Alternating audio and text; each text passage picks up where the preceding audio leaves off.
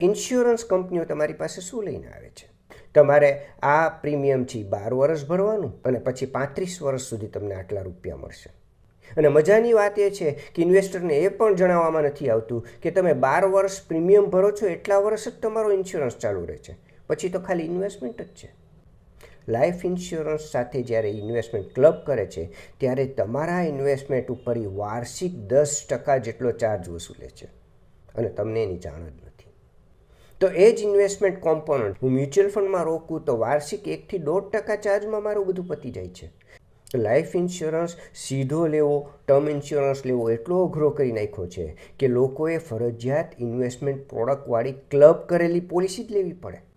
આ life insurance કંપનીઓની એક ચાલ છે, કારણ કે એને ઇન્વેસ્ટમેન્ટ કોમ્પોનન્ટ ભેગું કરે તો જ વધારે ફાયદો થાય છે. એટલા માટે એનું ધ્યાન ફક્ત એમાં જ છે કે ઇન્વેસ્ટમેન્ટ પ્રોડક્ટ ક્લબ કરીને જ વેચે, પ્યોર ઇન્સ્યોરન્સની વાતો જ ન કરે.